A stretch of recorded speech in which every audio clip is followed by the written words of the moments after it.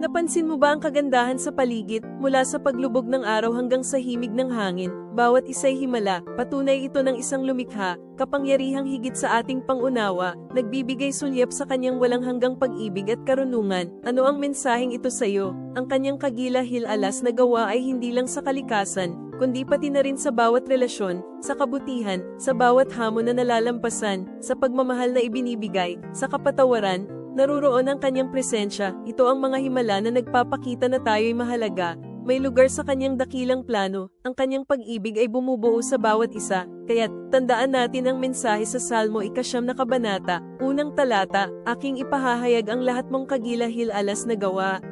Ito ay inspirasyon upang tayo'y maging tagapagpahayag ng kanyang kabutihan, ibahagi ang mga kwento ng kanyang pag-ibig, ipaalam ang kanyang pagmamalasakit, at hayaan ang ating buhay ay maging patuto, sama-sama nating ipagdiwang ang kanyang mga himala sa paligid.